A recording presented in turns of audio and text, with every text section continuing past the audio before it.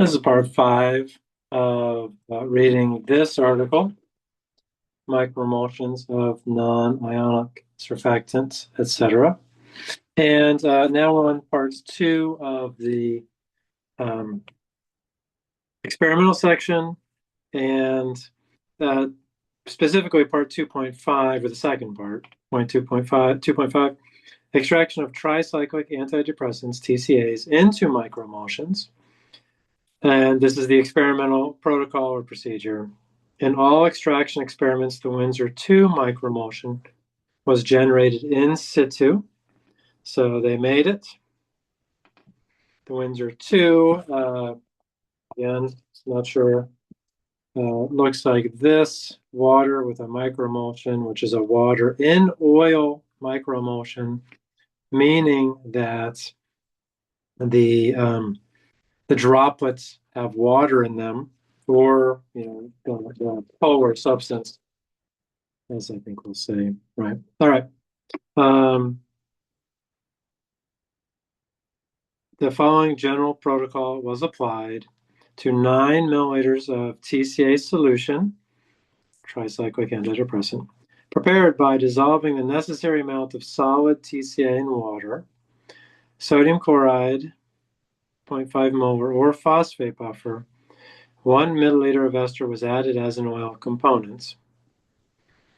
The mixture was placed on an analytical balance, and bridge 30 was added dropwise with, okay, so that's what they're doing. So they put the stuff in, then they're generating the microemulsion. This is how they did it. With occasional gentle stirring until the necessary mass for forming a Windsor 2 system was reached for the respective ester, according to its determined phase diagram. So now we have a tricyclic antidepressant, and that makes it different than what we've done before. We're assuming that the phase diagram is the same, which hopefully is a good assumption. The resulting mixture was drawn into a 20 milliliter syringe, which was sealed and left overnight for the 2 Windsor 2 phases: water in oil microemulsion and excess water to separate, and the TCA to partition and equilibrate between the phases. Right, got it. So we've got 2 phases. Initially, the TCA is in the water. We're going to equilibrate it with the microemulsion and see how much goes into the micelles, which have water in them. Okay. After equilibration, the volumes of the 2 separated phases were measured, volume of the microemulsion and volume of water, respectively. Next, 1 milliliter from the bottom aqueous phase was evacuated through the syringe needle into a clean glass vial for the purpose of determining the concentration of the remaining TCA in the aqueous phase and CTCA aqueous, so concentration of TCA in the aqueous phase. What? Through the syringe needle into a clean glass vial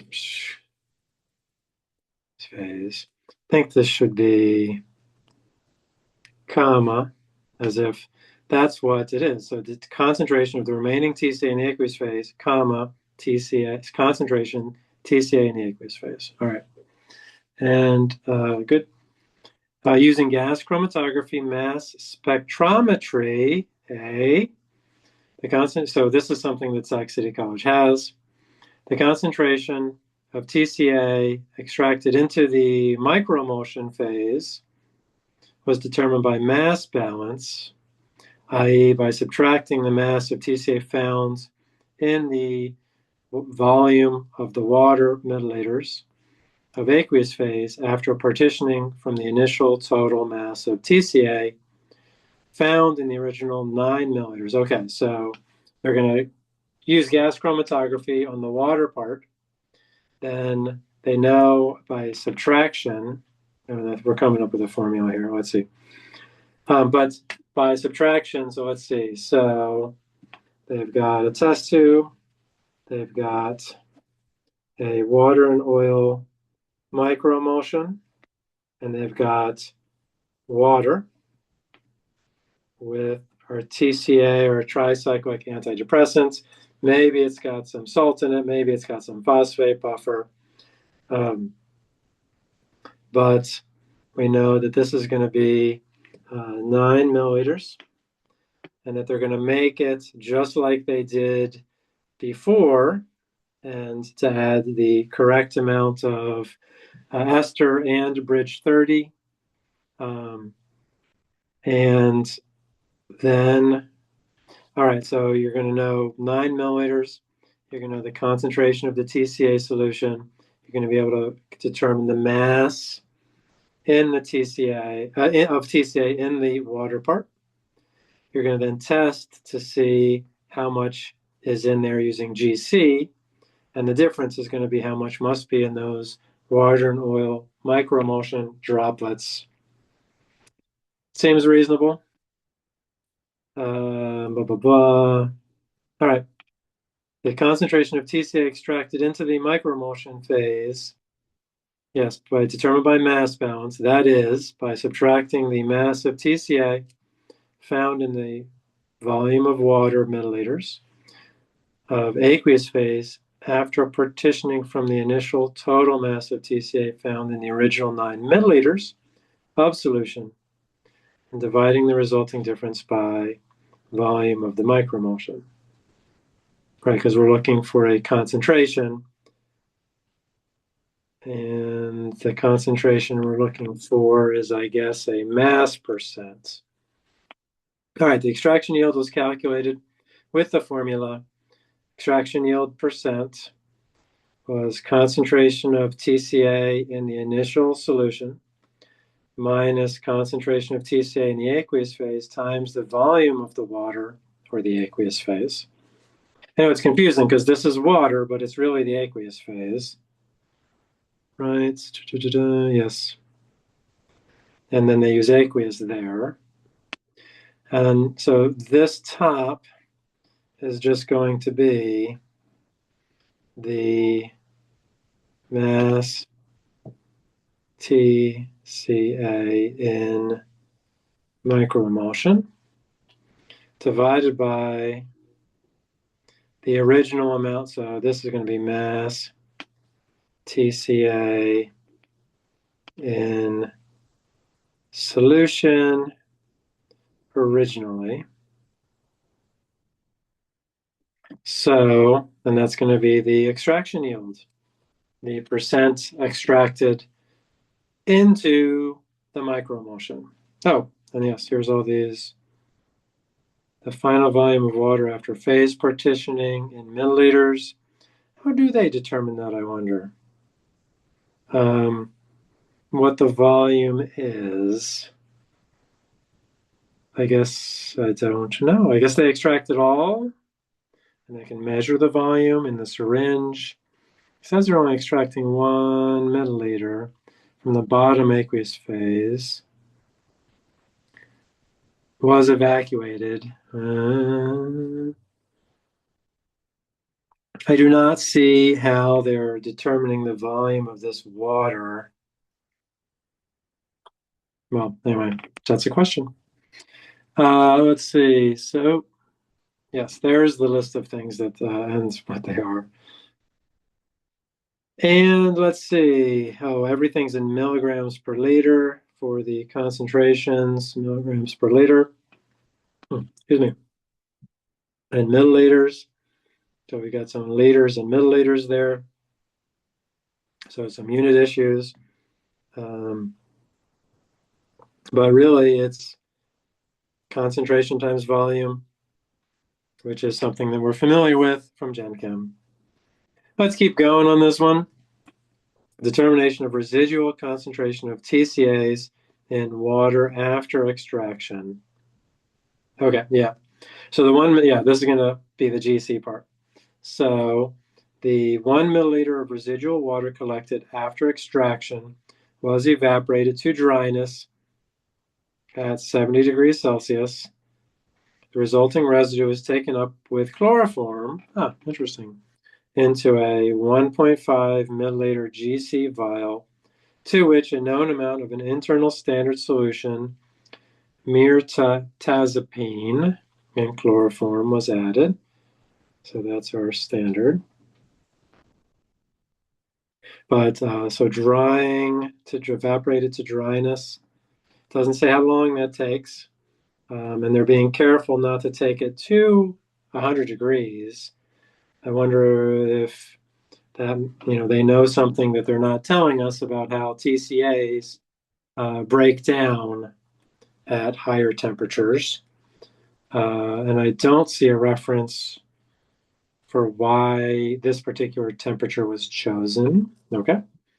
But they're very important. So it's, why not 50, right? It takes longer, but maybe you don't break down things as much, or, I think I don't think they show any GC peaks.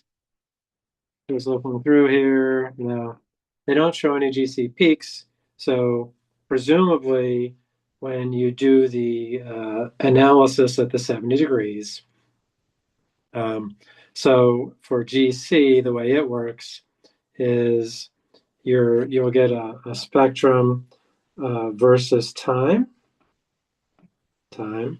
and hopefully you get one peak, two peaks, and one of them is your standard, your mirtazapine. So let's just write standard. And the other one is going to be your TCA. And I don't know which one's going to come out faster. But if you do this and you get multiple peaks, even though you've only got TCA and your standard in there, that would suggest that it's breaking down. And so they must have evidence that it's not. Okay. All residual TCAs were quantified by comparison of their peak areas against those of the internal standard with a known concentration. For accurate quantification, calibration curves were prepared in advance for each TCA mixed with the internal standard using a series of TCA solutions with exact concentrations. Yeah. So they had some of the TCAs, they put them in solution, they calibrated against their standard. Very nice. Chromatographic analyses were carried out using a thermoscientific focus GC coupled with a Polaris Q ion trap mass spectrometry detector. The splitless injection mode at an inlet temperature of 250 degrees Celsius was employed, the GCMS being equipped with a tri-plus auto sampler. The capillary column was that's, which, again, I don't know what that means, but that would be important when we actually did this. From Thermo Fisher, scientific, length 30 meters. Yes, yes, yes. Helium, there's the helium, served as the carrier gas at a constant flow rate of 1 milliliter per minute. The ion source temperature was set to 250 degrees Celsius, and the MS transfer line was set to a slightly higher temperature of 280 degrees Celsius. So, and just so you know, all of these details, they don't mean a whole lot to me. I'm not a GC expert, but one of the things I'm finding as I read this is they are becoming more familiar. I can start to think and remember these so that if and when we do a similar analysis, I will hopefully remember some of this. Anyway, the oven temperature program was as follows. Start at 60 degrees C and hold for 3 minutes. Ramp up to 300 degrees C at a rate of 15 degrees C per minute. Hold at 300 degrees C for 4 minutes. For enhancing sensitivity, all measurements were performed in single ion monitoring mode as per other studies. Well, there are some references for us. The specific product ions selected for monitoring each of the 4 TCA analytes and the internal standard were in the order of elution, blah, blah, blah, blah. So, and this MER might be our, did it say MER over here? No, that might be our standard because there's 4 of them, there's 5 of them. These ions were selected because they produced the most intense peaks in the mass spectra of their respective compounds. thus maximizing detection sensitivity. So we're at the end of the experimental methods section, and we can see, let's just review it quickly. We've got the materials and methods, right? We've got the preparation of microemulsions by surfactant titration, and that's the main thing that we're interested in. We will then construct ternary phase diagrams. We will measure some physical properties. We won't initially do any extraction of any other chemicals, but it's good to know that we can extract them. We have a protocol for doing it, and we can use GCMS, something, again, so this is like, we could recreate these results. If we get these chemicals, which are all, we can't do the dynamic light scattering, but we can do the extraction, and we can do the determination of the residual concentrations. So this is giving me ideas about future projects that will use some of the wonderful instrumentation that we have. And that's what this is all about. Like if you review, I think I said, well, let's do the second half of the experimental protocol. Not that we're that interested in it, but yes, it turned out to be very interesting. Maybe not for today or tomorrow or even this semester, but long term, like we have a good shot of being able to do this. And then as we read, we might find our own chemicals that we want to extract, and we'll be comparing them to how they do for tricyclic antidepressants. Awesome. All right, let's stop there. See, take a minute to turn off this record mode. Stop.